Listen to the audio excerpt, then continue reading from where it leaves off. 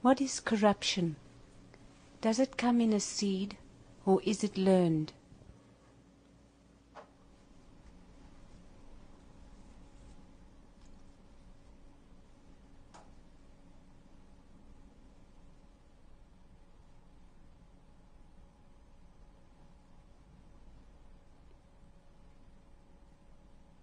Nature is absolutely innocent.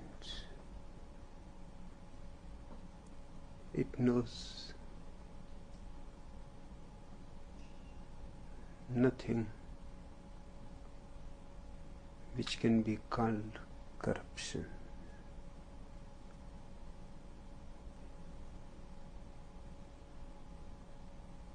Corruption is something manufactured by men. The child is born absolutely innocent. There is no seed of corruption in him.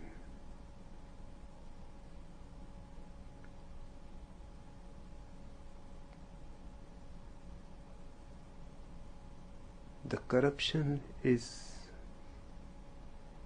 created by the society.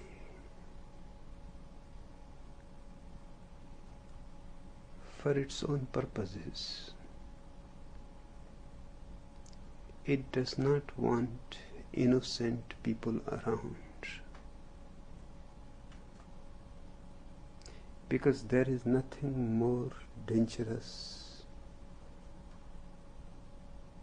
more rebellious than innocence.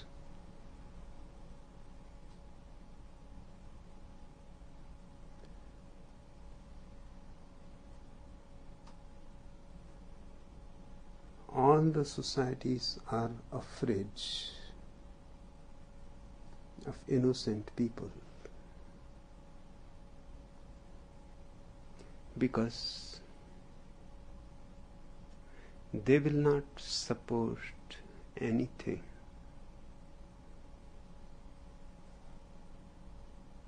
that goes against their innocence.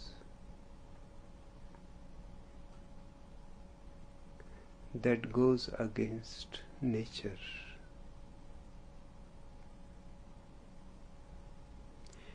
Hence,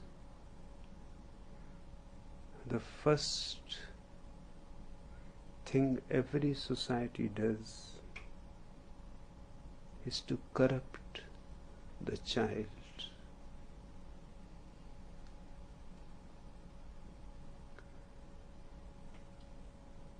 Sooner you do, the better, because as the child matures, it becomes more and more difficult to corrupt him. He has to be corrupted in the very early stages, when he is helpless, vulnerable, when he has no doubt in his mind, when he simply believes in the parents, in the teachers, in the neighbors, he cannot conceive that these people are going to destroy him. And these people also are not aware that they are destroying their own children. It is a society of blind people, sleepwalkers.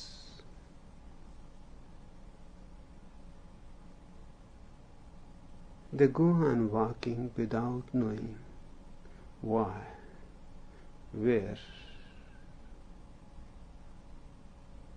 They go on stumbling, hurting themselves and others without even recognizing that this whole pilgrimage is absolutely absurd. Life is here and now. It is not a pilgrimage. It is not a goal somewhere far away that you have to reach. But this is part of the corruption, perhaps the most important part. Every child has to be taught that he is not what he should be. This is the beginning of the tragedy. Let me repeat. Every child is being taught that he is not what he should be.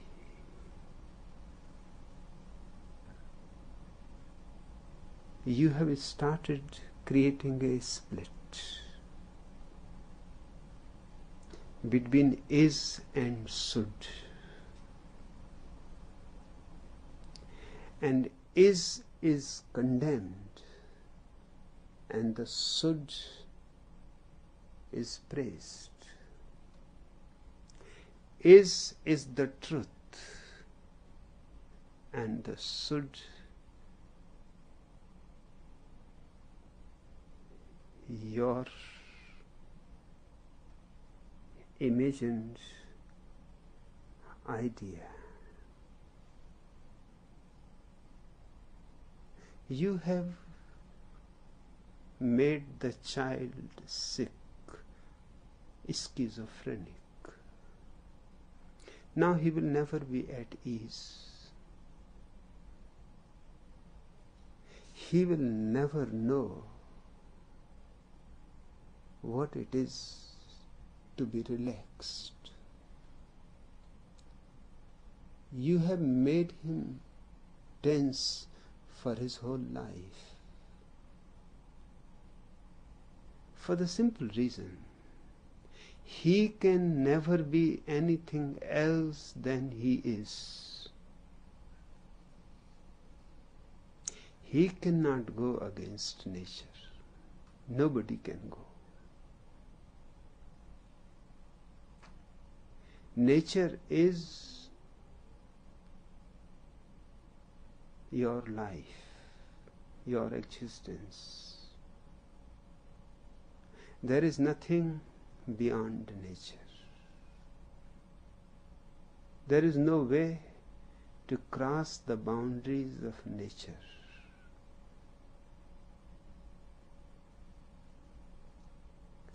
So you are going to remain what you are, but that is condemned.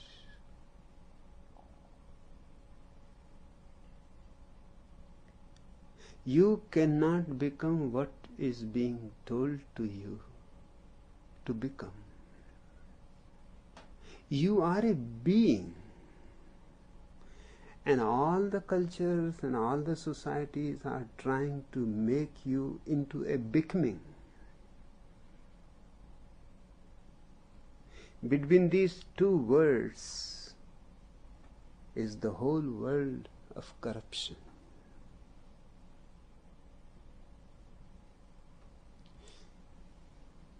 When I say you are a being, I mean you need not become anything. You have simply to blossom, unfold whatever is within you. Let it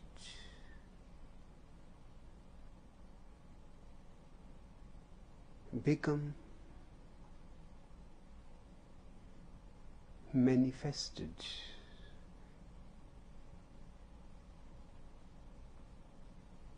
In the child, it is a potentiality. As he grows, if he grows naturally, it will become a reality. But no child is allowed to grow naturally.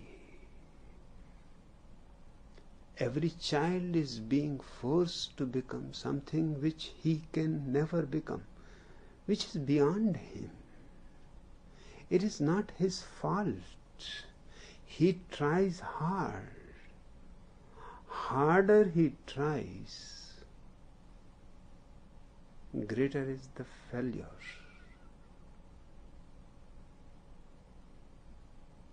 You see all around the world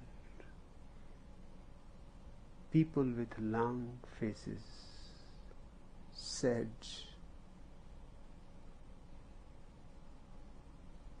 What is their misery? What has gone wrong with the whole world?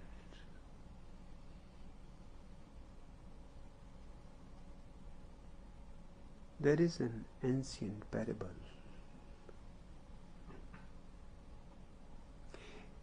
A man was continuously praying to God.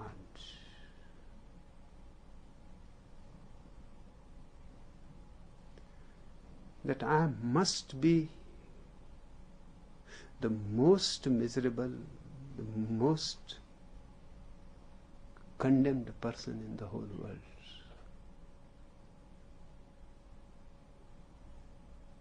Could not you give me somebody else's misery? I don't ask you much.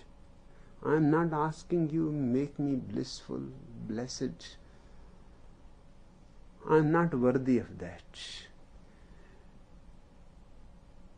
But my whole life's prayer, worship, at least you can do one thing. Change my misery with somebody else, with anybody. Because I know there is nobody who is in a worse situation than I am. And that's how almost everybody feels.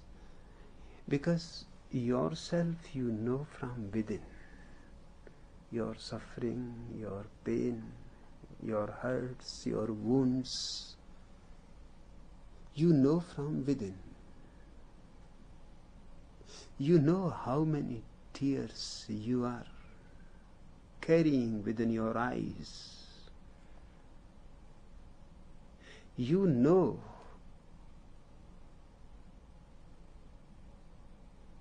that the face that you show to the world is not your original face. You know that the smile on your lips is as painted as lipstick.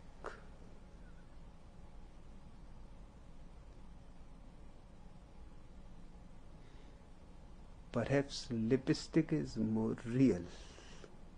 At least it has some material substance in it. Your smile is not even that real.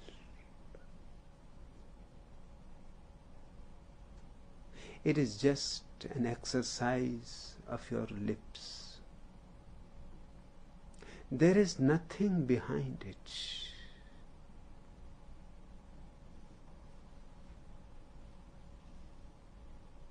But you have been told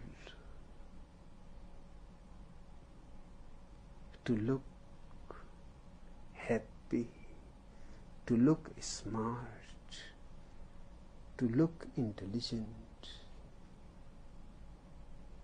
to look somebody special, not just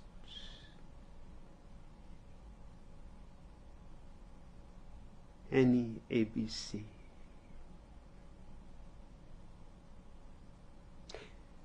You have been made a hypocrite.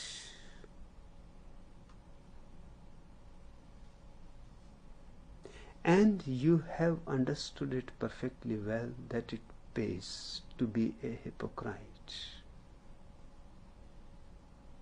And it is meaningless and pointless to open your wounds before others, because nobody is going to help you.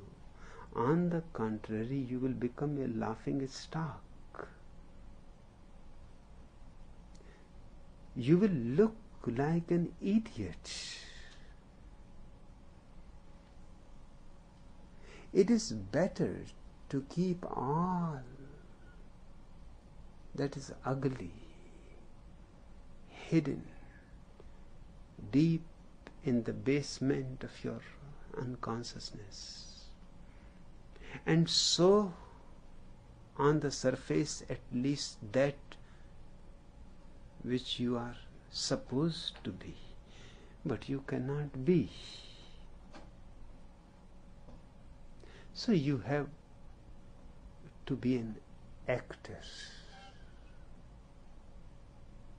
All the societies are turning their people into actors. They have changed the world into a vast stage of a meaningless drama.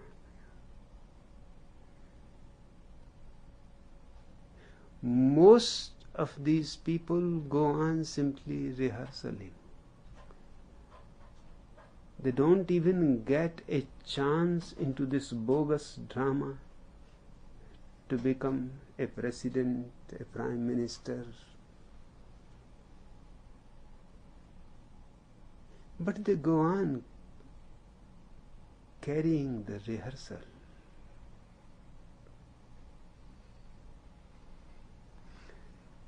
This man asked God that you have to do something.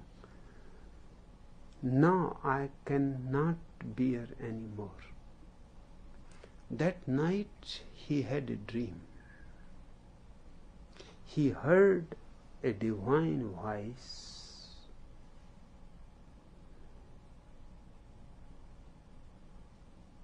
that everybody should collect all his sufferings, miseries, pains, wounds, and whatever he wants to get rid of.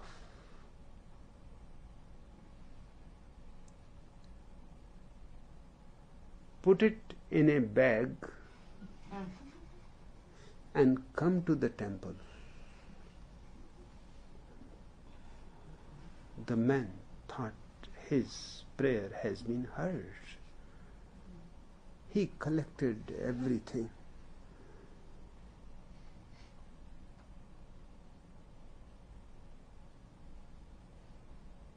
He had to carry a huge bag.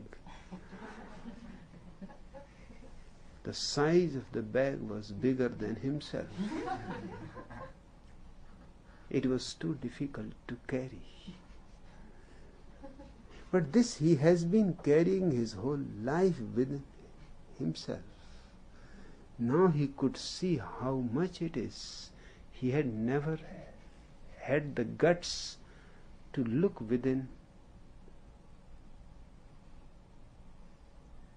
how much junk has collected in the basement. For the first time seeing all this, he could not believe that he has been carrying all this load. Now he could see why he was sad, why he was dragging, not dancing.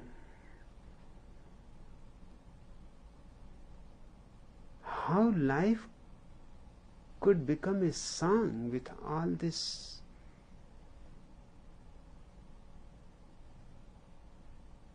inside you.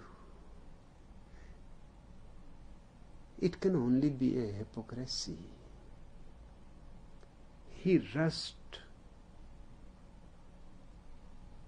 dragging his big bag, But what he saw, because the divine voice was not only for himself. All the people from all the directions are bringing. And then he became puzzled because he thought these people were happy. He knew this man. He was always smiling, joking. His bag is bigger than his.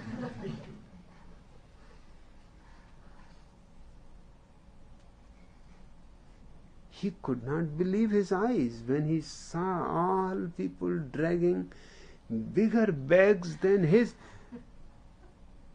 Looking at other people's bags, he started feeling a little proud that his bag is not that big.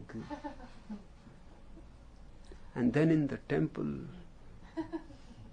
the divine voice said, "Hang all your bags around the temple and listen to me carefully." They hanged all their bags. But this man was afraid. He wanted to say, but has not the nerve to say to God that, "Please let me keep my own." Because at least I am acquainted and I know what is inside the bag. In the first place, everybody else's bag is bigger than mine. In the second place, I don't know what they are carrying. I was befooled because they were smiling and happy and singing and dancing, and I thought life is a celebration for them. Only I am suffering. But I now know everybody is a hypocrite. This man is the president. And I thought at least he must be happy at the highest rung of the ladder. Now what more one can expect? I am miserable because I am not even on the first rung of the ladder. I cannot hope to become a president, not at least in a few lives' time. But this man's bag is as big as his ladder is big. Of course, it is a presidential bag. I don't want to be the president. If this bag comes with it, he saw the richest man, he saw the great artist, world famous, he saw the Nobel Prize winner.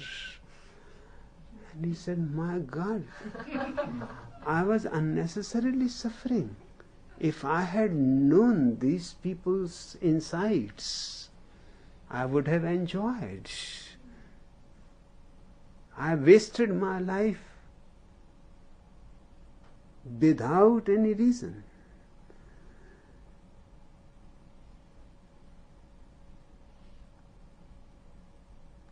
Now his only fear was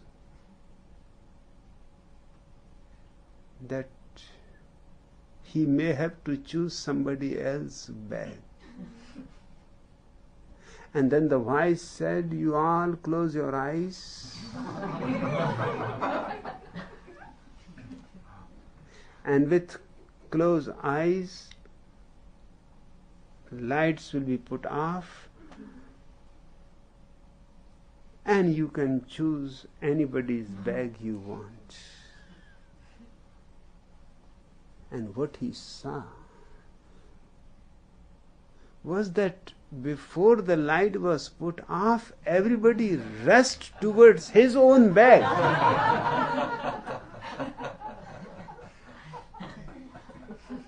There was not a single exception. Everybody rushed to his own bag. That was even more amazing. Just as he rushed to his own bag, everybody. He asked his neighbors that, why you are rushing? They said, at least we know what is in our bag and we have become accustomed to it. It is, after all, our suffering, our wounds. And man is immensely adjustable. We have become adjusted to all this. Now, at this age, to have somebody else's sufferings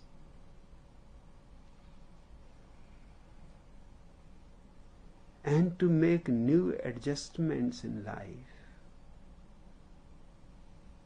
it will be too much.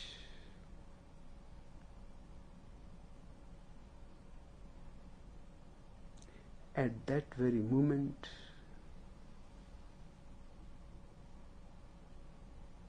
his dream was broken.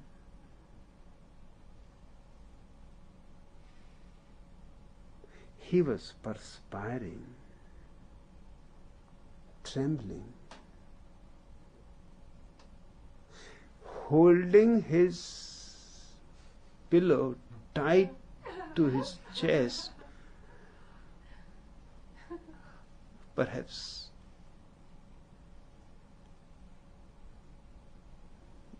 that was his bag in the dream.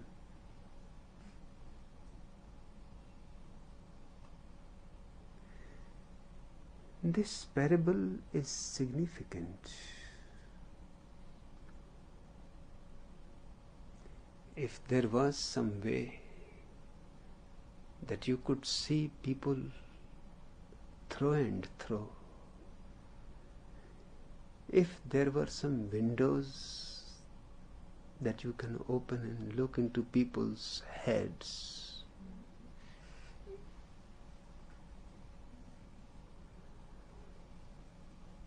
one thing you are bound to conclude, that everybody is in the same boat. All are suffering.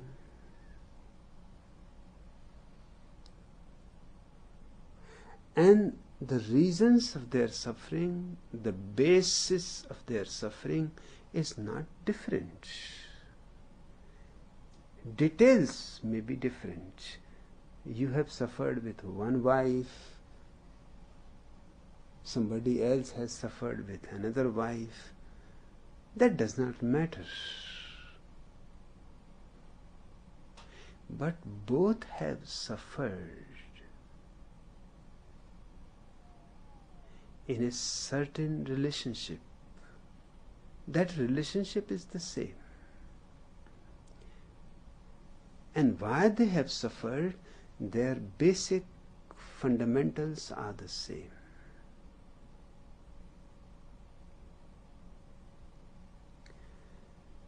The first fundamental is that you are living a schizophrenic life. That's from where corruption starts.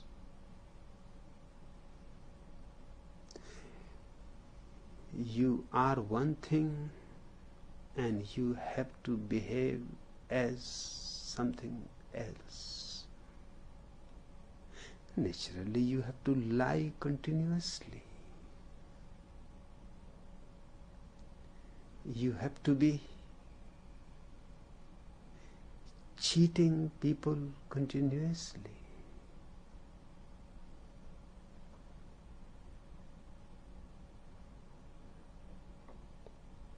The cheating will be condemned by the society.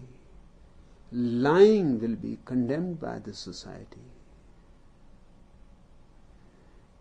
But the society has created the whole thing.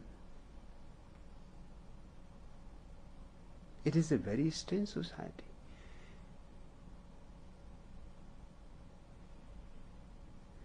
The Archbishop of Dublin in Ireland has condemned the government of Ireland because the Irish Parliament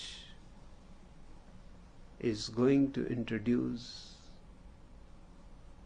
a bill which has become famous as the Pill Bill.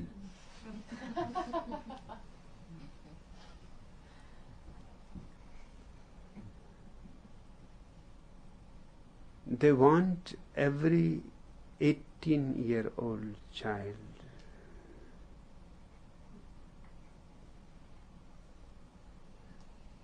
to be legally qualified to get the pills and other birth control methods, contraceptives from medical stores, from the druggist.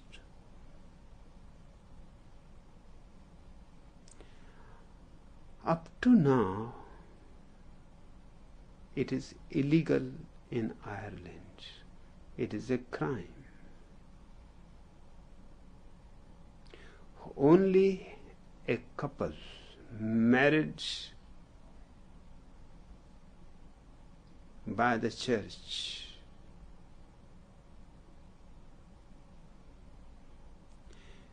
is legally authorized to purchase contraceptives, that too on the prescription of a doctor.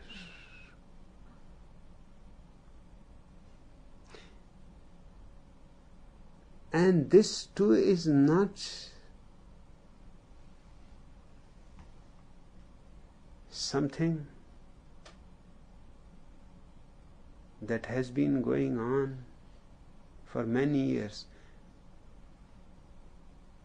It has been allowed only in 1979, just 5 years before.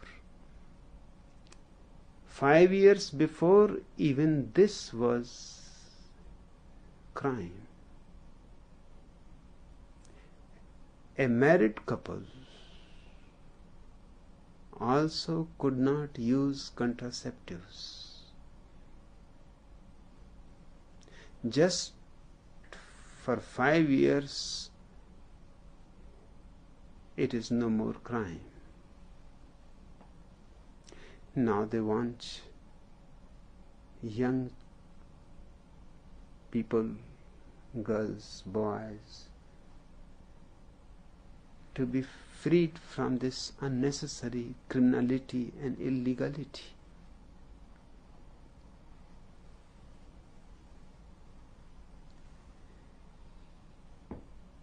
Just look at the whole thing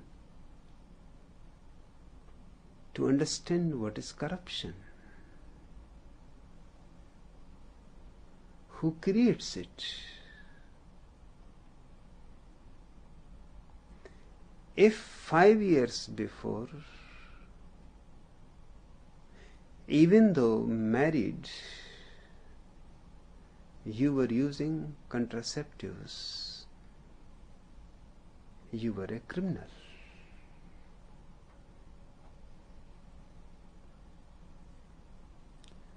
Was it a crime? If it was a crime, then how? Just by changing a law by the parliament, now it is no more crime. Now it is legal. But for an unmarried man or woman, it is still crime. No doctor can prescribe for unmarried couples.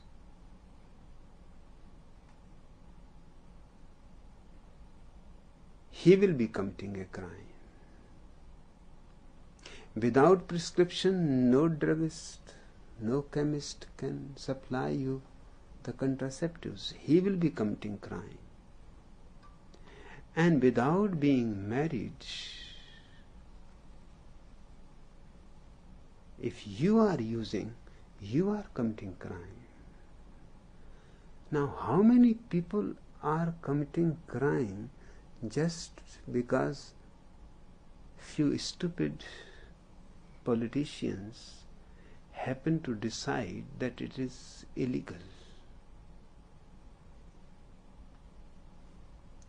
How many people are being turned towards doing things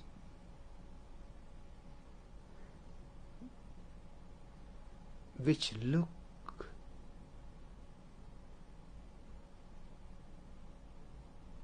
evil? Who decides?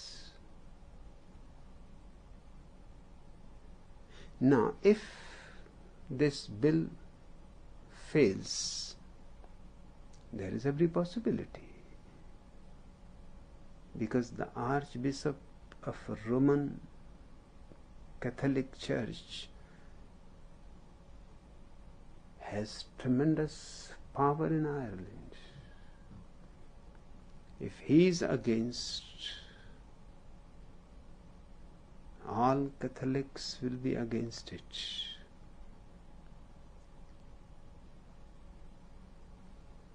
And those politicians are beggars. They depend on people's votes. Every 5 years they are standing on your door.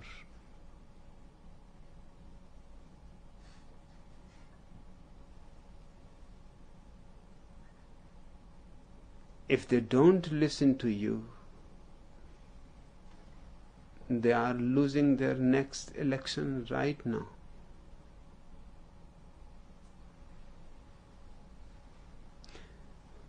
They will not be able to pass the bill.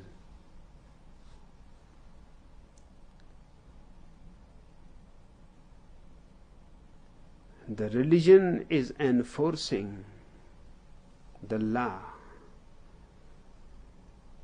that young people, unmarried, should go on committing crime.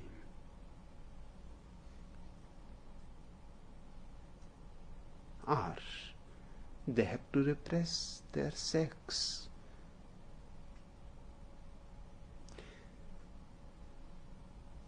They have to repress their nature. And that repression begins to create perversions. Because nature knows nothing of your strange ideas about morality. Nature is absolutely immoral.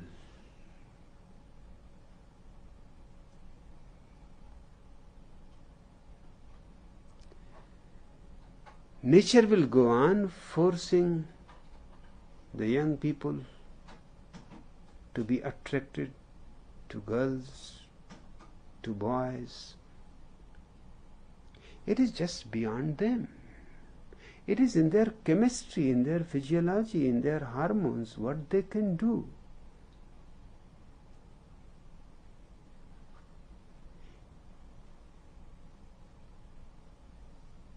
Now, they are in a fix.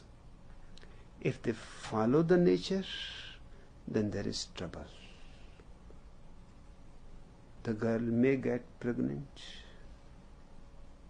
They may be caught, condemned by everybody, by the church, by the society, by the state. They will lose all their respect. Or they have to find ways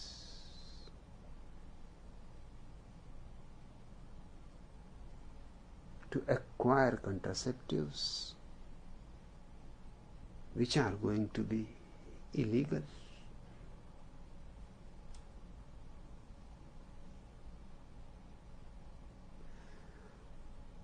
I used to live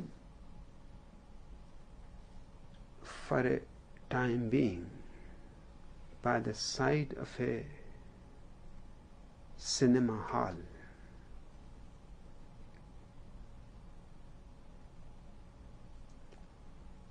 Having nothing to do, I used to sit in my balcony and watch the crowd, all kinds of people going into the cinema hall, coming out. One day I saw a small child, was not more than 8 or 9 years old, with a mustache. I wondered what happened. I came down from my balcony, I followed the child. He, seeing me following him, he started almost running. I said, "Don't be afraid. I'm not going to harm you or do anything." He said,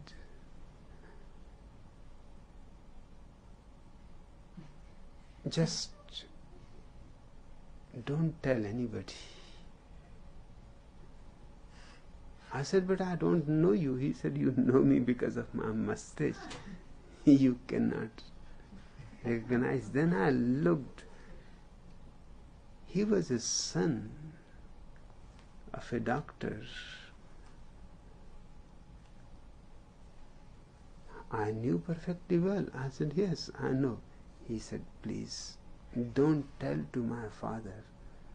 But I said, "What this has to do with your mustache?" He said, "The mustache, because this picture only adults can go in."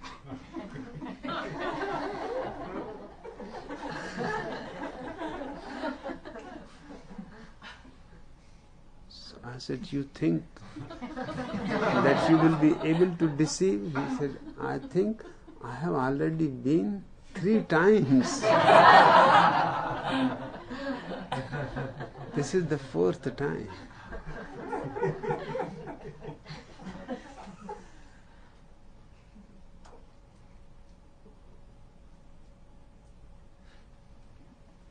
Now you are forcing this small child into corruption.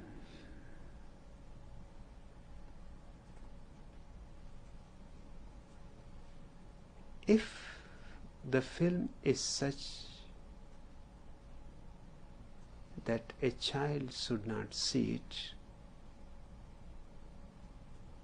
then nobody should see it.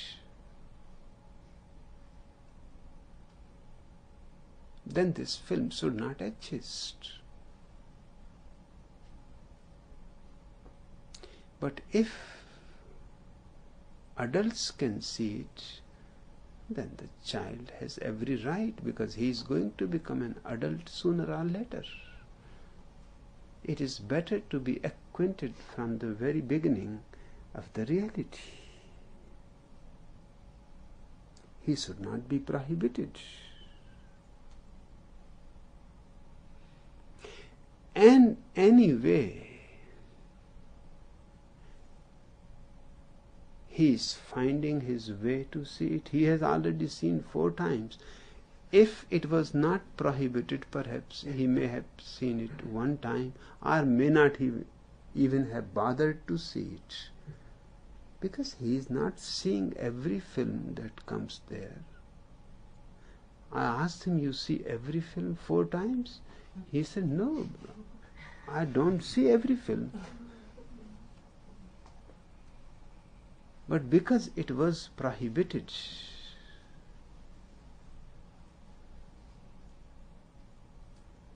I had to see it. I said, how you managed money? Because I know your father. He won't give you a single pie to see any film. Nothing to say about this. The boy said, wherever there is a will, there is a way.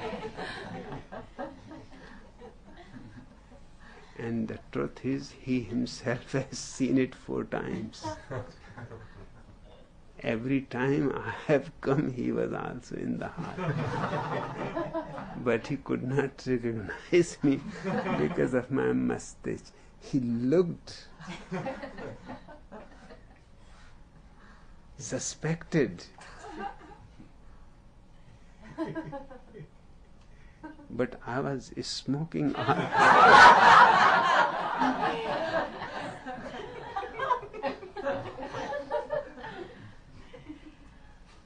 So he dropped the idea that his son cannot smoke in this mustache.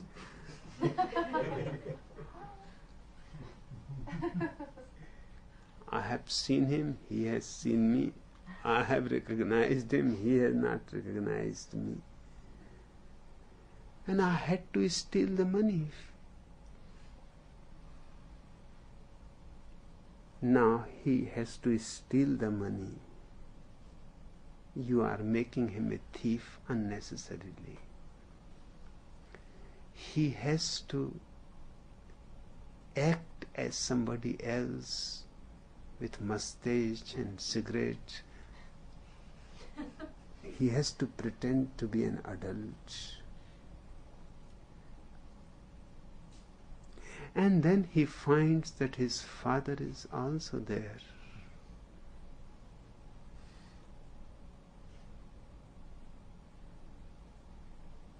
That it is not only that he is curious about the film, his father is also as much curious. The 4 days they saw it because it was only for 4 days in the town. Every day they were there.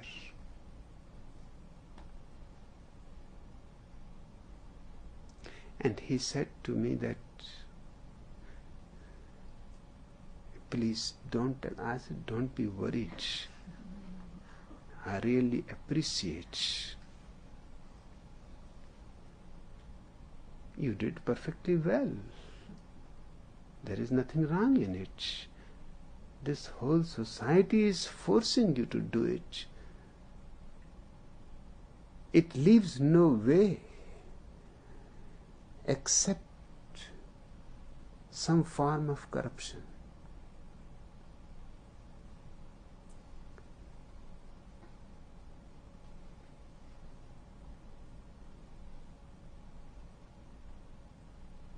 It is unbelievable that in America, in 20th century, a man has been sentenced by the court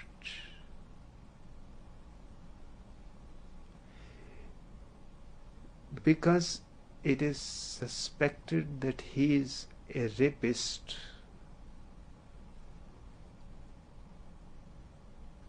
50 years jail or castration.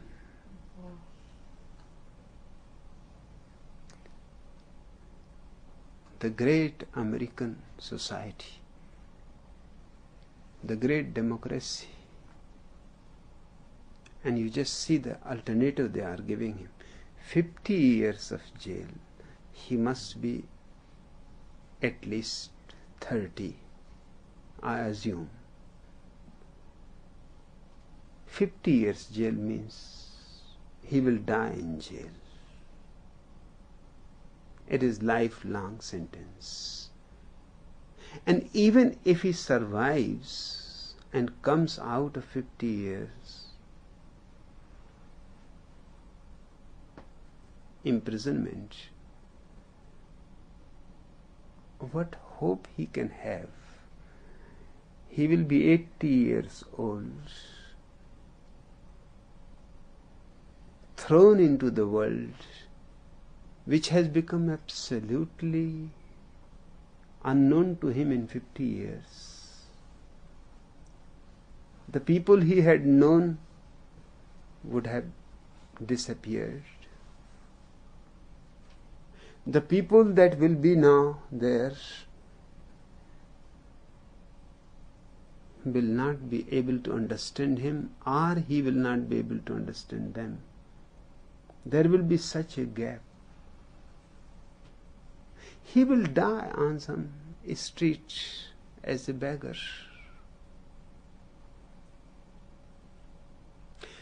There is no point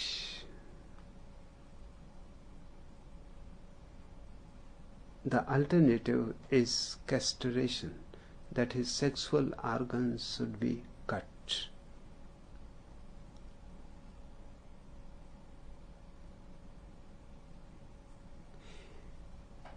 Even though if it is certain that he did commit a rape,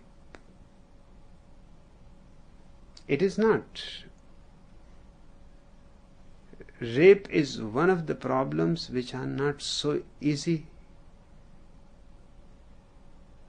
to decide and judge.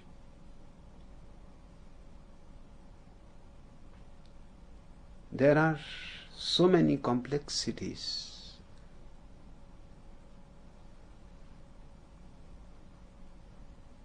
First, just for argument's sake, we accept that everything is certain that he committed the rape. The question arises why he had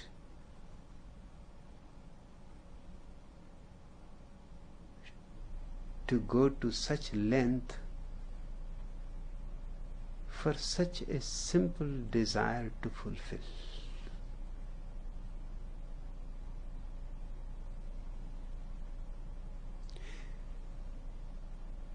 Sex is such a simple phenomenon.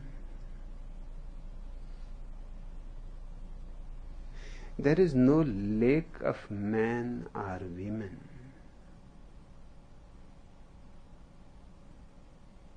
There is no necessity for anybody to rape.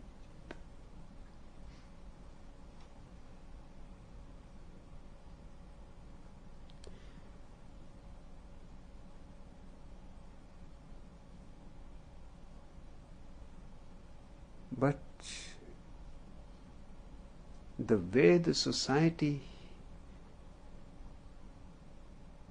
has been against sex, they have made it a serious problem. It should be simple playfulness, and exactly that's what it is. Two persons are playing tennis, there is no problem. Nobody ever hears that somebody raped.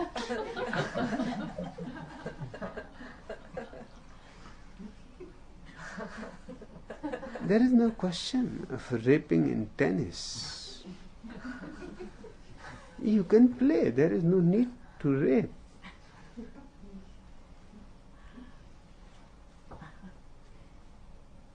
When two persons are playing tennis, they are using their bodies, their minds.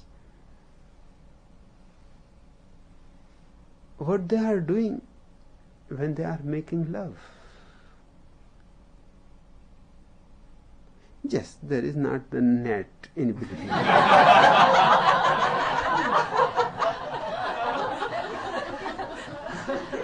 And all the contraceptives are nothing but the net.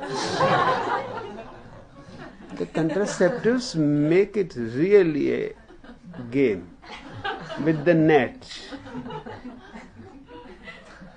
The net was missing. God did not supply it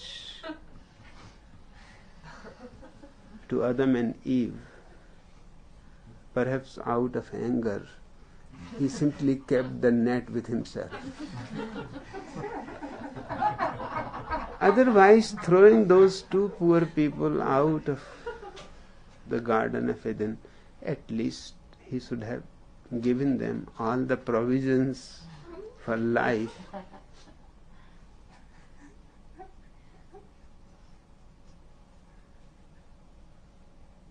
The society goes on making you very serious about sex. It goes on making you repress your energies. There is a limit to repression. After that limit, the energy takes over. Whenever a man commits rape, he is not in his senses. For the simple reason because the rape cannot help him to solve his problem. The rape cannot give him the joy that his whole physiology is asking for.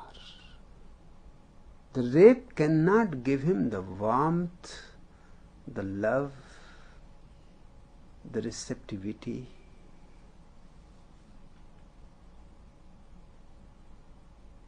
That he needs.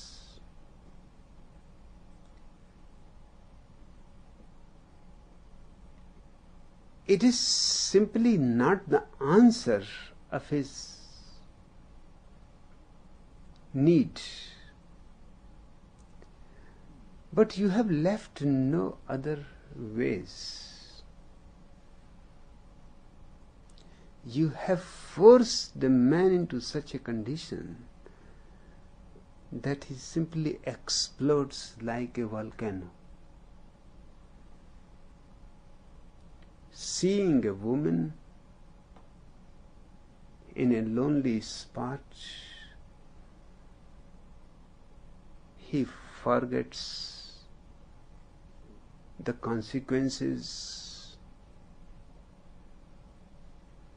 He forgets the hell, God, Bible,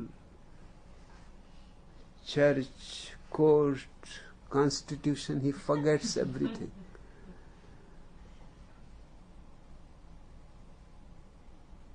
He is not in his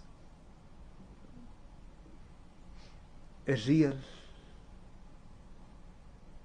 self. He is not himself. He becomes almost like an animal. And this is not a way of making love.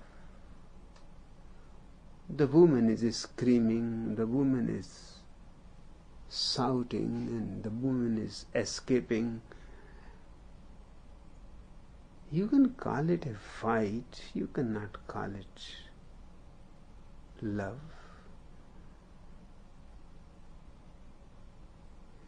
And he forces himself upon the woman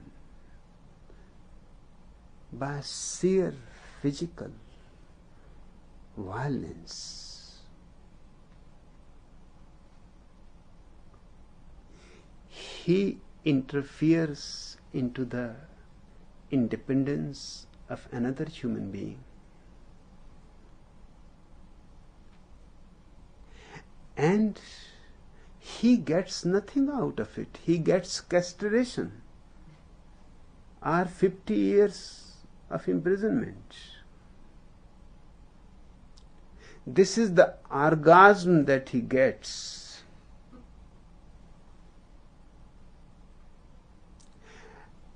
And the society is responsible for the whole thing. And the court and the judge and the law, they all represent the society. This is a very cunning way of destroying individuals.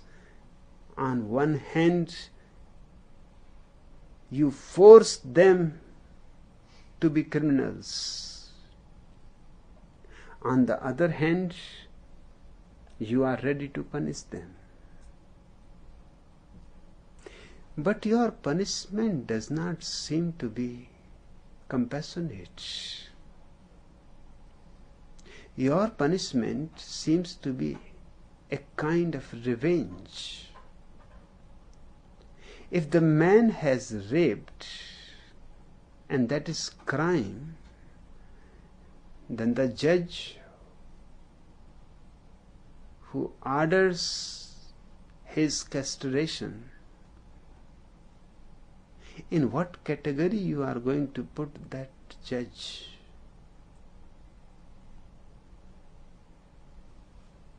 He is not in any way different from a rapist.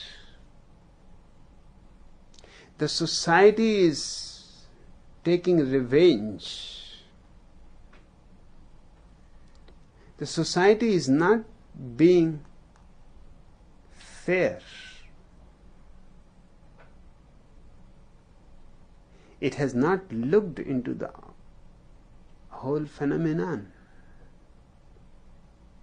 If you look at the whole phenomenon, things are so complicated. Perhaps the woman wanted to be raped. Then what? Because just as the society has created the rapist, the same society has created the women, repressed, so repressed that if anybody approaches her in a friendly way, she withdraws. In spite of herself, she was hoping somebody will approach and be loving to her. And when somebody approaches, she withdraws. Because her whole conditioning is that this is something ugly, something from the devil. Suddenly this man is no more a human being. He is possessed by a devil. And naturally she shrinks out of fear. But how long she can go on shrinking in this way? By and by,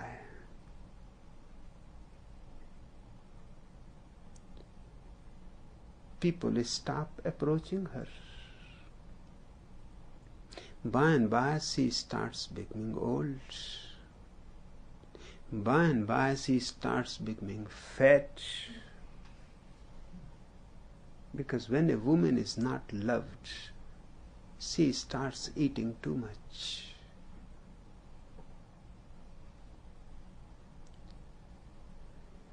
Eating too much is a substitute for love.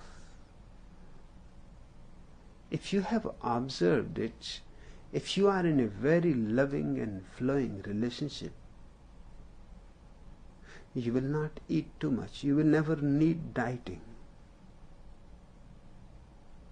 Love fills you so much that there is no need to go on stuffing yourself with junk, all kinds of. If there is no love, you feel so empty. That emptiness hurts. You want to fill it by something. And why you choose food? Because they are associated psychologically. The child got from the mother's breast food and love both simultaneously. Whenever the mother was loving, she was willing to give her breast to him. And whenever she was not loving, angry, she used to pull the breast away from him.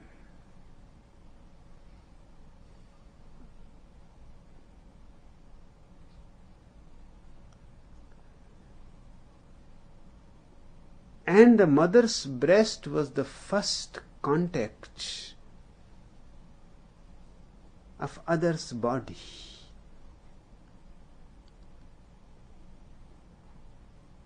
It is not strange that all the painters, sculptors, poets are so obsessed with the female breast. It seems absolutely unbelievable that for millions of years painters are painting the female breast. Sculptors are wasting their whole life cutting stones, marbles. If you have been to Indian temples like Khajuraho, you cannot believe 30 temples are still there. There must have been hundreds more because ruins are there. But even these 30 temples, just one temple is unbelievable. To think of 30 will make you giddy.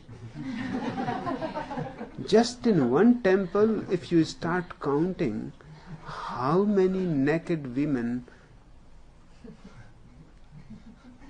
are sculptured, you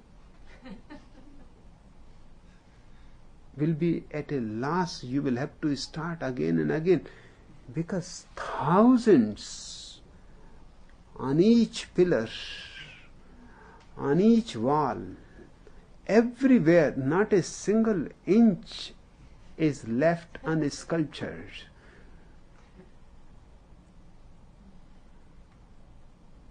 And such huge breasts, which are just imagination. That huge breasts don't exist, cannot exist. The woman has to stand up also.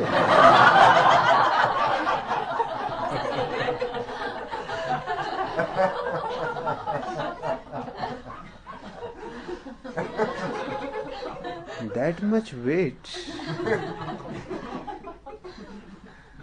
And the breast's function is to give milk to the child. If the breast is so rounded, no child is going to survive. Because you try on an absolutely round breast, the poor small child, if he tries to drink, his nose will be closed. The child needs a longer breast, not a round breast.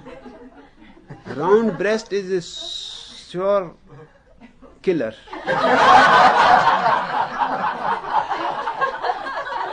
Because he cannot breathe. He will have to choose either to breathe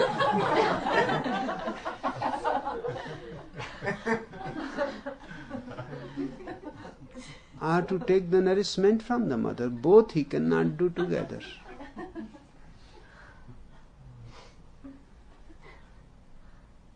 And Khajuraho is not only one place. In India there are thousands of temples all around. Puri, Konarak, Ellora. Beautiful sculpture, but sick mind.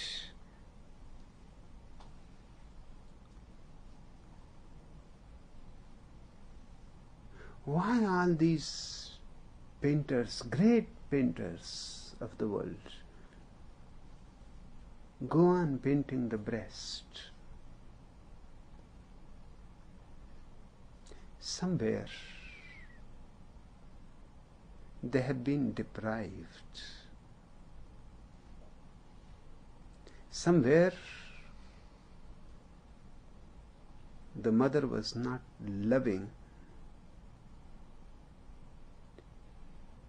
and more or less every child has been taken off the breast before his time. Only in aboriginal societies the child is given mother's breast as long as he wants. And those are the only societies where nobody is obsessed with breast. They don't have any painting of breasts, they don't have any sculpture of breast, they don't have any poetry, no songs, nothing. The breast does not enter in their imagination at all.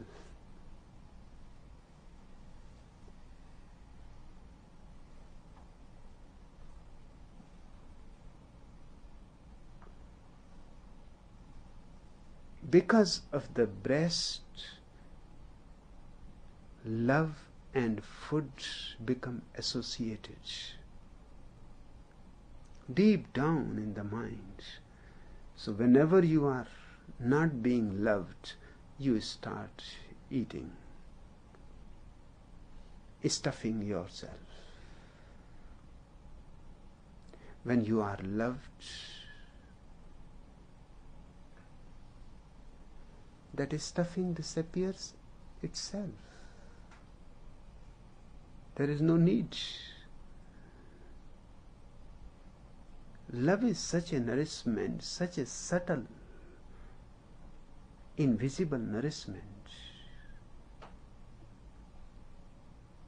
that who bothers about chewing gum? I cannot believe that human beings are chewing gum.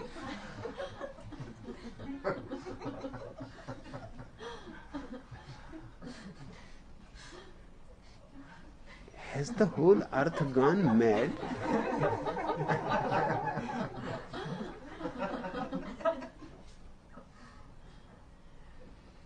Chewing gum cannot give you any nourishment.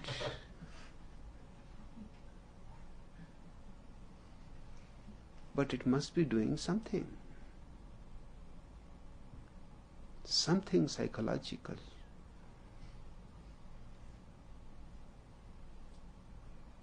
Perhaps it is a breast substitute.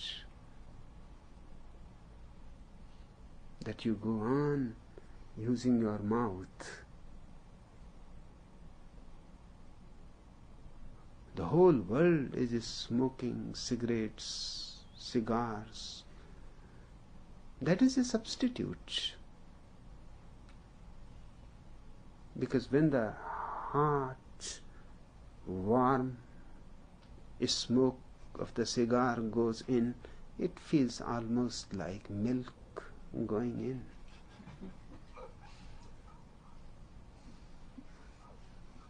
and the cigar in the mouth. Just look at Churchill.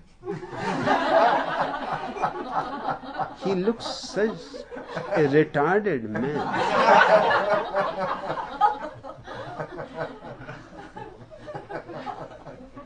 Still, his mother's nipple in his mouth. That cigar is nothing but the nipple of the mother's breast.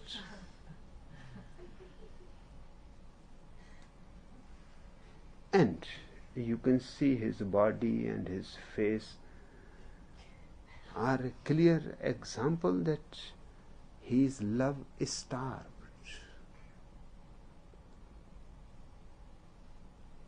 He is stuffing himself. The most stuffed man of this century.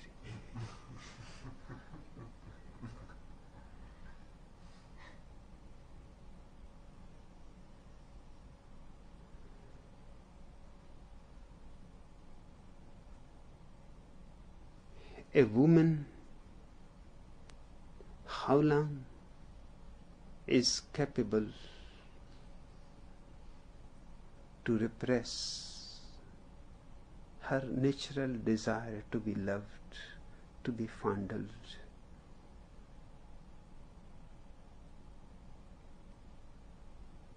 to be appreciated? As she starts becoming older, as she starts becoming fatter, she starts becoming afraid. Life is slipping out of her hands.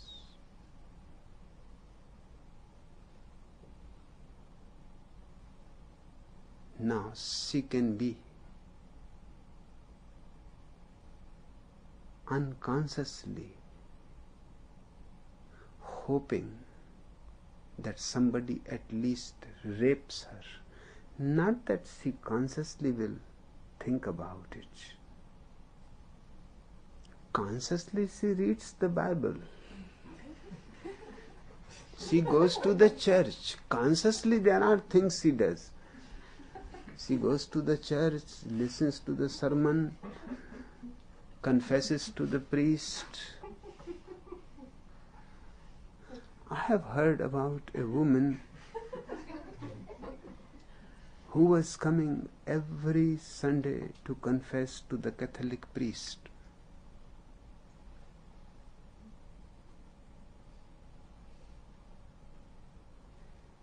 One time it was okay. Second time the priest was a little puzzled, because it was the same story.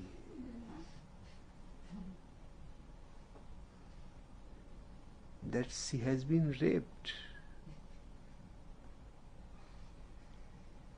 The priest told, but that is not your fault. You need not confess. The rapist has to come and confess. She said, but there is a reason why I have come to confess. Because I enjoyed it. And that makes me feel guilty that I enjoyed it. Second time again, the priest said, again?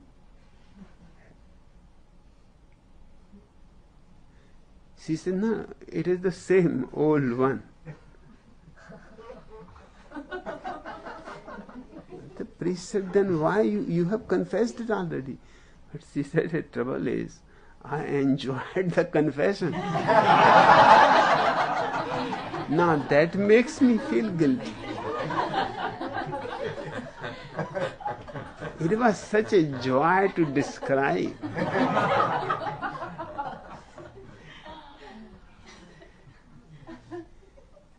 This is your society.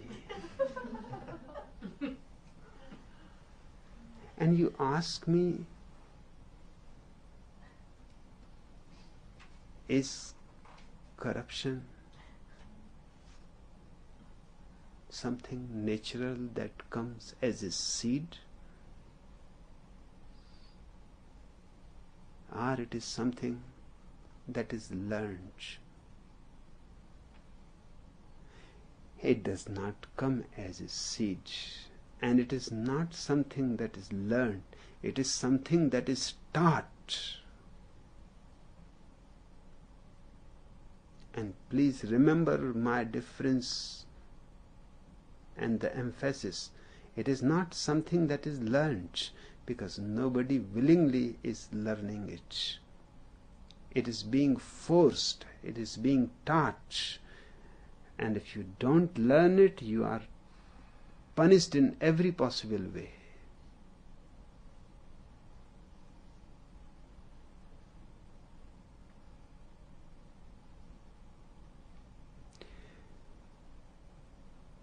And then there are hangovers,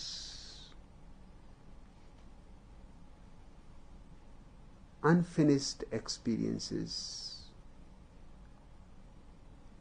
which go on following you like a shadow.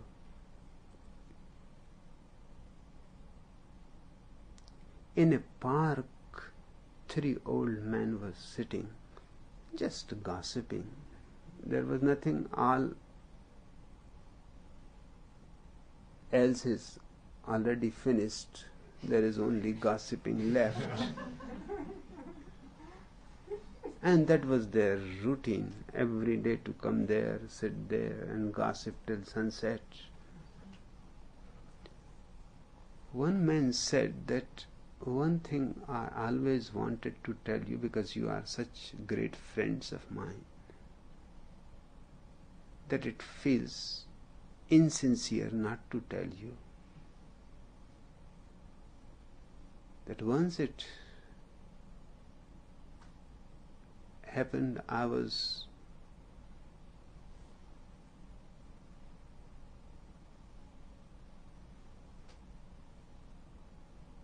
looking through the keyhole of the bathroom.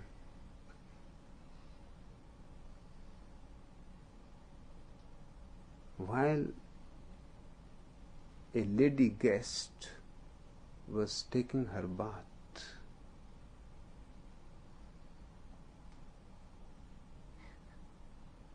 And my grandmother caught me red-handed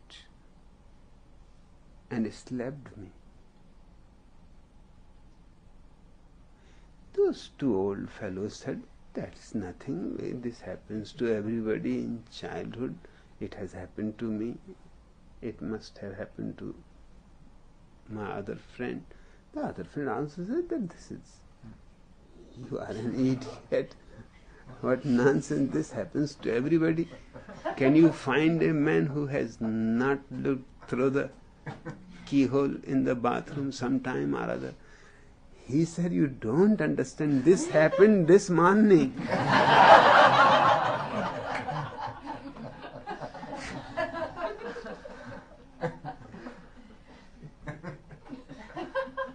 And I wanted to tell you, but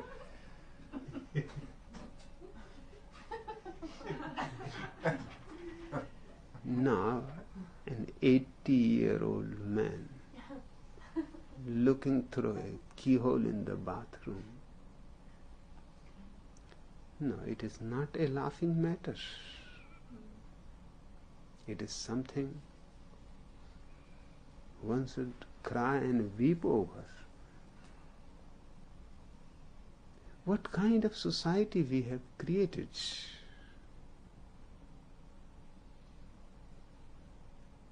And this man is only a victim, as everybody else is a victim.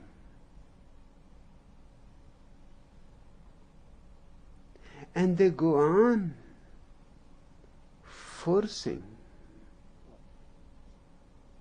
their same idiotic ideas on people. Man will remain corrupted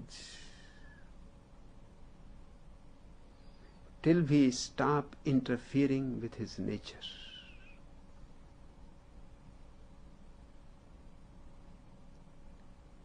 corruption is a byproduct.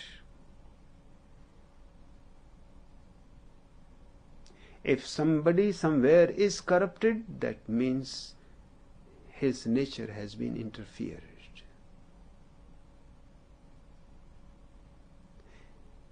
And you will never be able to find the real culprit. You will catch hold of this poor man who is a victim. In your courts, the people who are being judged and sentenced, imprisoned, or even sentenced to death are not the real culprits. They are victims.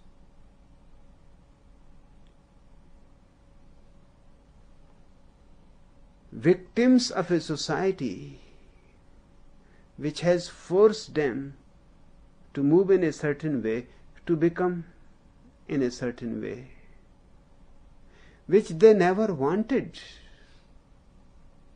They were always resisting. Every child resists as much as he can. But child has limitations. He cannot resist too long. And he is dependent on you. In my childhood, it was everyday problem. I had to repeat it every day, almost to my parents, to my uncles, that you should not take advantage of the fact that I am dependent on you. This is ugly. And you should remember that one day you will be dependent on me.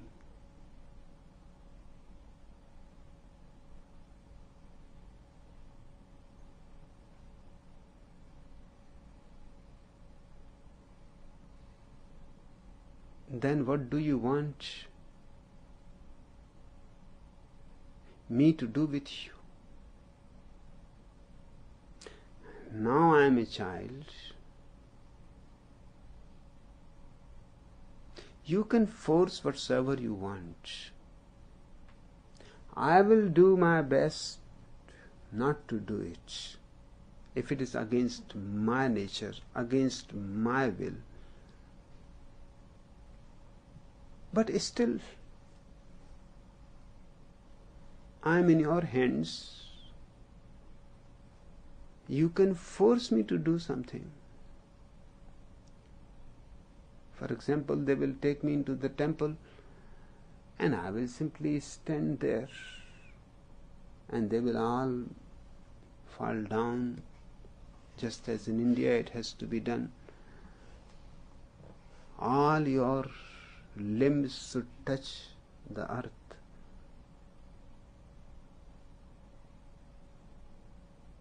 In the feet of the gods. I will simply stand there and they will say this is not right, and you make us feel embarrassed because everybody asks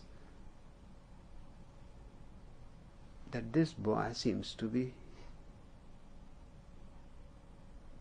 very strange. When everybody is paying respect, he simply stands straight as if he has been told to remain in attention.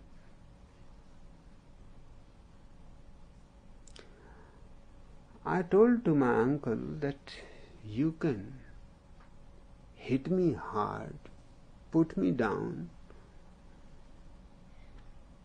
If you alone cannot do, 2-3 persons you can call, you can force me on the ground, hit my head on the feet of your God,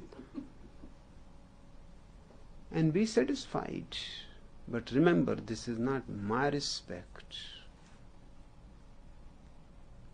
You can force my body, but you cannot force me. And this too you can do, not always. Soon things will change. In India we have a proverb, Sometimes it is the boat which is on the river.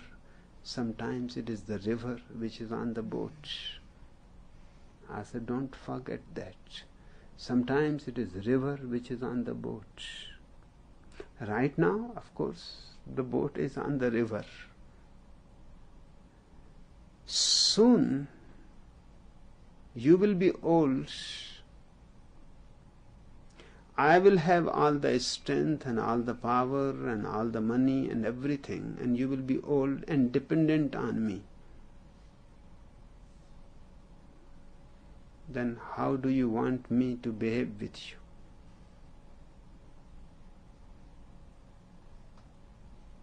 You just think of that.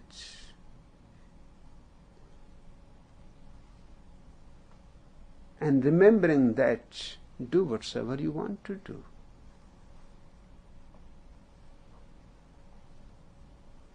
If I want to respect, leave it to me. Respect is not something which can be forced, but it has been forced, and in such a subtle way that you are not even aware that it is being forced. Almost you have done it as if you are doing it willingly. You have imitated your father, your mother. If they were worshipping Jesus, you started worshipping Jesus. Just one of the more supportive arguments for Charles Darwin. Monkeys are imitative.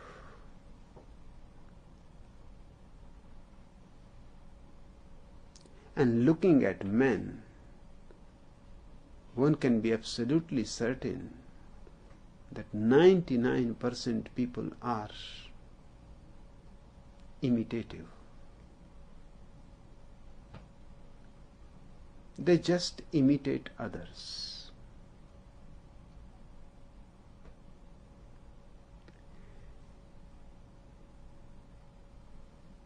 They don't have the courage to stand alone. It is fearful.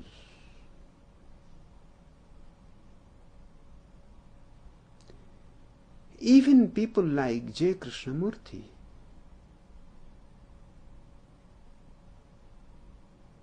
who have immense intelligence, but if you look into deeper details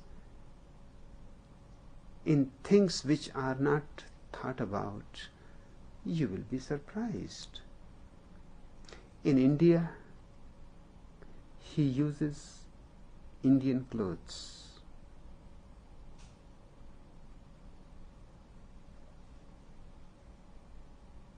Why?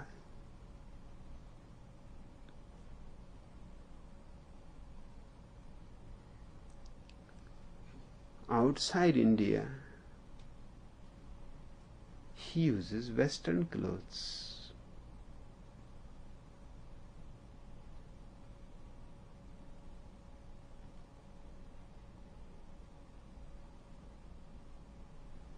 You want to be part of the society in which you are. In India, if people see him in Western clothes with a tie on, no Indian is going to touch his feet. No Indian is going to think him even that he is a religious man.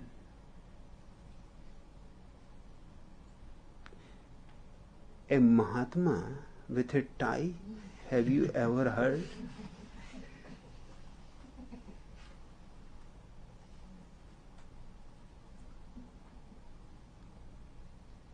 So the tie disappears as he lands in Bombay, and as he takes off back to England, the tie again appears. In fact, in his school in Blackwood in England, he uses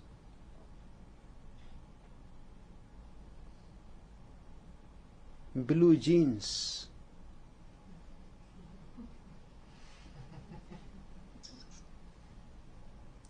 He is 90 years old now.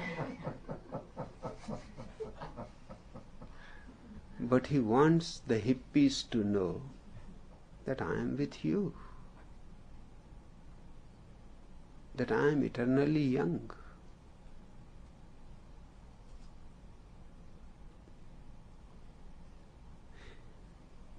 Just think of J. Krishnamurti in tight blue jeans in India. In India they have never crucified anybody, but they will crucify J. Krishnamurti immediately. Not for any religious reasons, just for tie and blue jeans.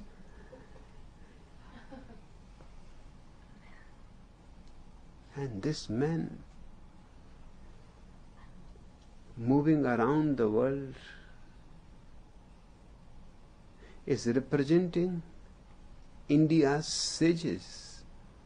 No, India cannot forgive this. In India, he comes in a traditional Indian dress. Kurta, dhoti, a shawl around, the way sages used to live, exactly the same way.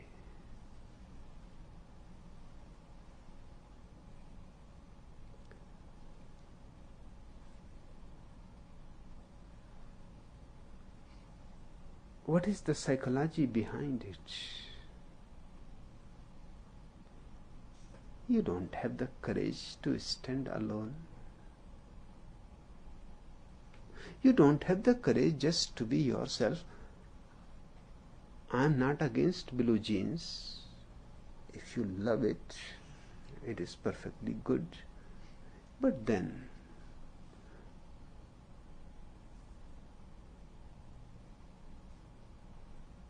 don't be such a coward. You are supposed to be a very courageous thinker.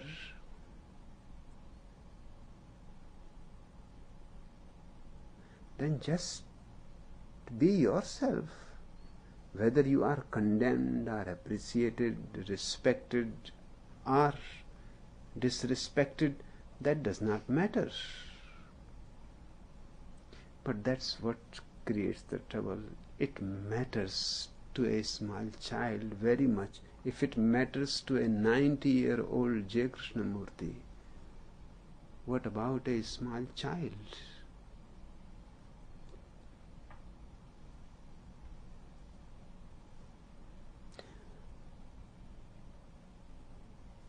In India, dresses are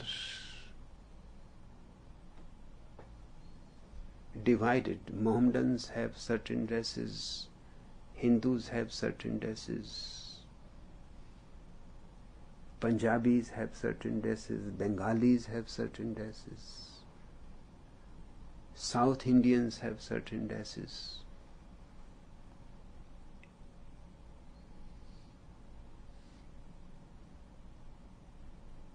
And it is very difficult. For example, in South India, you can have a wrap upon lungi, just a dhoti you wrap around. And not only that, they pull it up and tuck it over, so it is just up to the knees.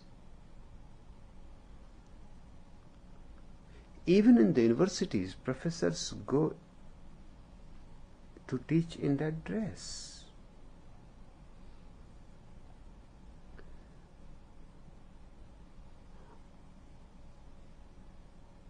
I loved lungi because it is very simple, the simplest, no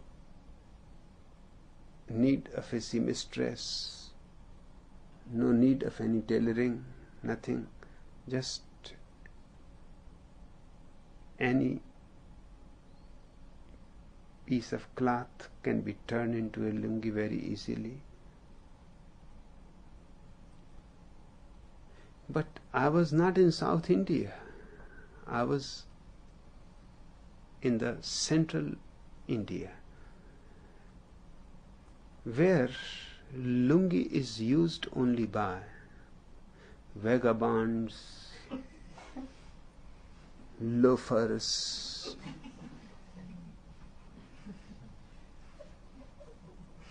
unsocial elements,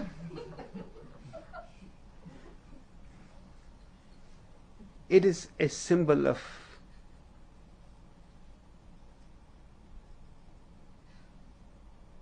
that the person is uncaring about the society, that he does not bother what you think about him.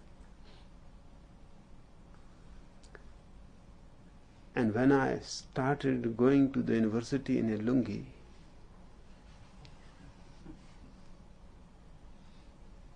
when I entered the university, everything stopped.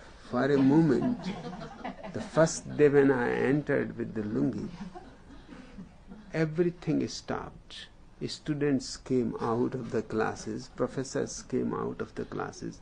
As I passed the corridor, everybody was standing, and I waved to everybody. It's a good reflection. The Vice Chancellor came out. What is the matter? The whole university is out. The classes have stopped in the middle, professors are out, and there is a silence. And he saw me and I waved him. And he had not even the guts to reply my wave. I said, at least you should wave me. All these people have come to see my lungi. I think they loved it. Because every day professors come here with beautiful clothes, costliest clothes. The Vice Chancellor was very particular about his clothes and very famous. He had 365 dresses, one for each day. Then for the whole year you will never see him in the same dress. He was so mad after clothes, obsessed,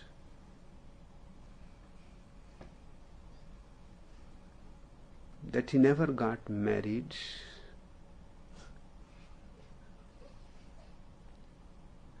I asked him once that, has that to do something with your clothes? He said, how you found? I said, this is my whole work. This is my research work.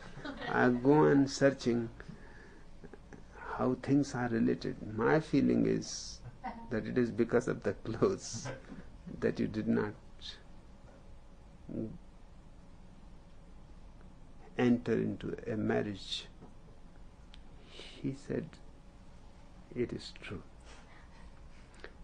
Because I thought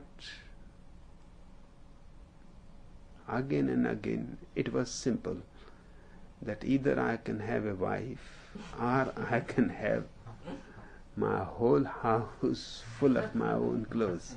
Both together cannot exist. She will come and she will start dictating. And in fact, I will not have enough salary left. She will have her clothes.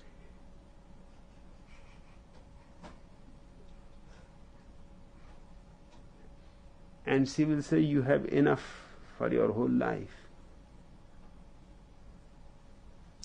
Finally, I decided it is better to be with my clothes. I love them. It was almost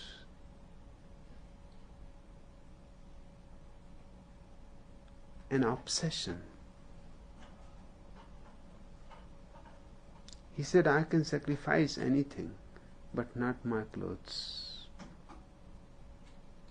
If you had gone into his house, you would have been surprised. It was nothing but clothes all around. The whole house, he and his servant, and the clothes. I said, even when you come, nobody comes out. You just see a poor lungi. The poorest wear it, has brought them out, and I am going to come every day in this lungi. He said, a joke is okay, one day is okay, but don't carry it too far. I said, when I do something, I do it to the very end.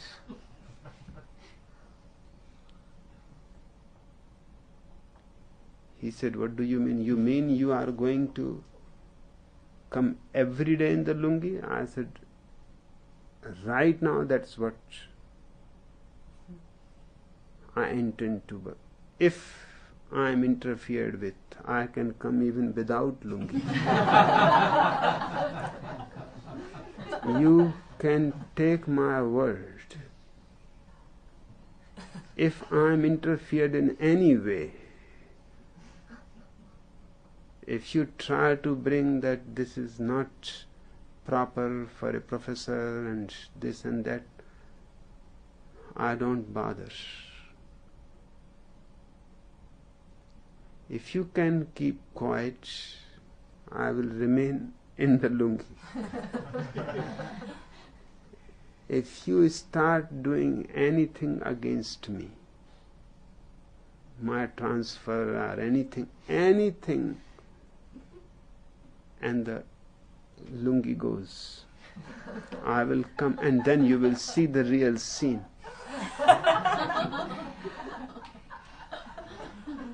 And it was such a hilarious scene because all the students started clapping when they heard this, and he felt so embarrassed, he simply went back into his room.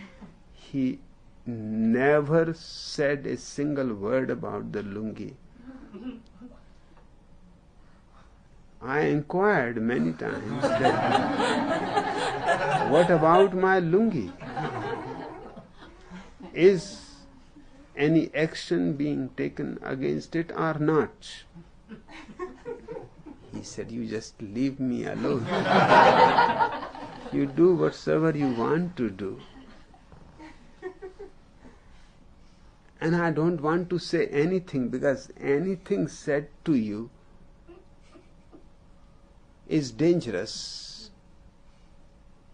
One never knows how you will take it. I was not saying that drop lungi. I was saying come back to your old clothes. I said those are gone. And what is gone is gone. I never look back. Now I am going to be in lungi. So first I was going in lungi with a long robe. Then one day I dropped the robe and just started using a shawl. Again there was great tremor. but he kept his cool. Everybody came out, but he didn't come. Because perhaps he was afraid that I am dropped lungi. He didn't come out of his room. I knocked on his door. He said, "Have you done it?" I said, "Not yet." "You can come out." He opened the door, just looked out whether I am with the clothes or I have left everything. He said, "So you have changed now the robe also?" I said, "I have changed that too."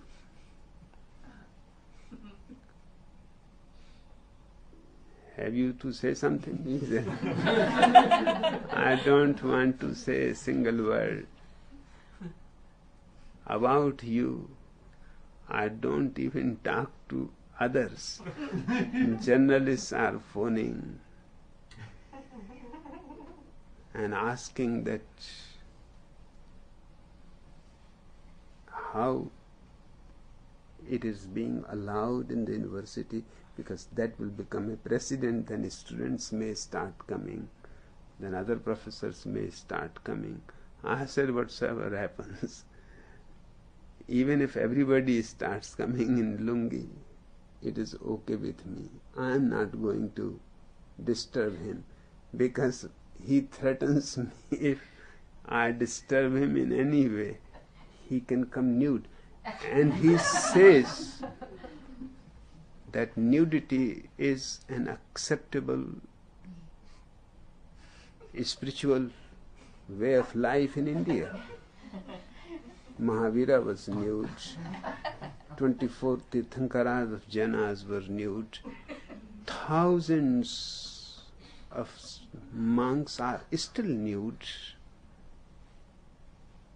And if a Tirthankara can be nude, then what a professor is. Nudity in India cannot be in any way disrespected.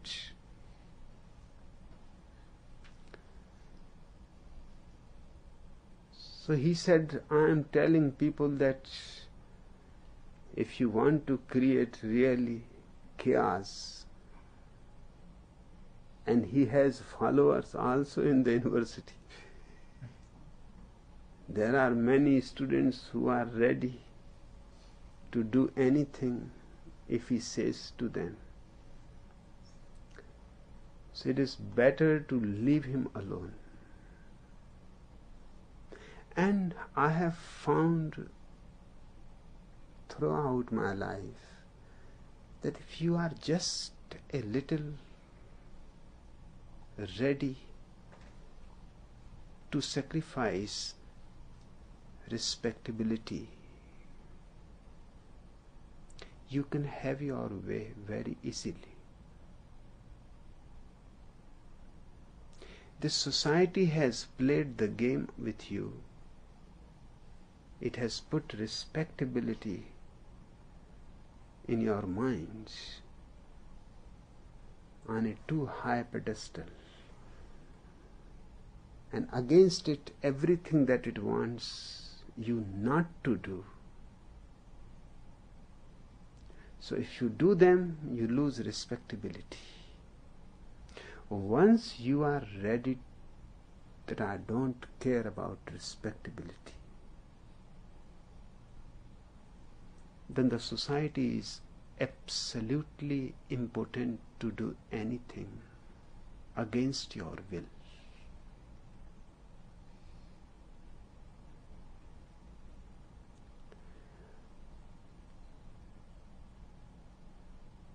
The children are in a way bound to be continued in the future to corrupted. But that corruption can be dropped in a single moment, because it is not your nature. and you have not brought it with you. It is imposed on you. It is a heavy burden on you. You can drop it. You can put it aside. Just you will have to be ready for few things, ready to be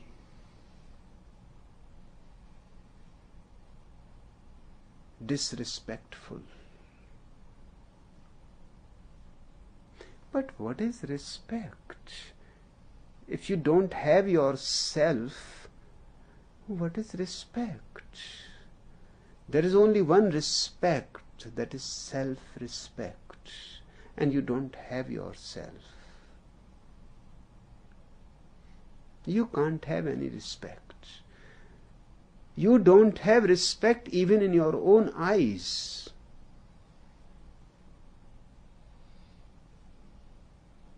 The whole world may pretend to respect you because there is a certain bargain.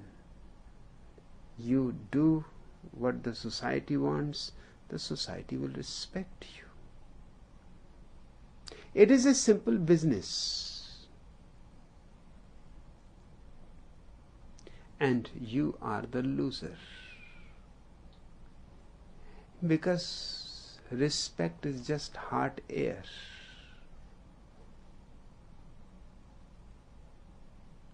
And what you are giving in return is your solid being. You are committing suicide for respectability.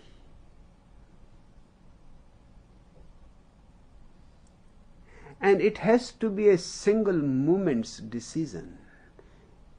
It is not something that you have to think for years on whether to drop the respect and just be your own self. It is not a question of years. If you are going to think for years, you are going to think for lives. And then too, it will be the same problem. It is a single moment of understanding, of seeing that how you have been deceived.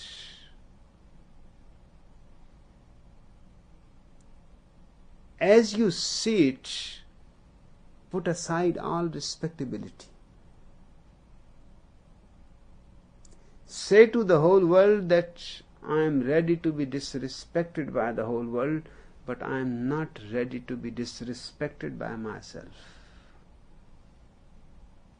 I am going to start a new life of self-respect. And to me, this is the beginning of a religious man.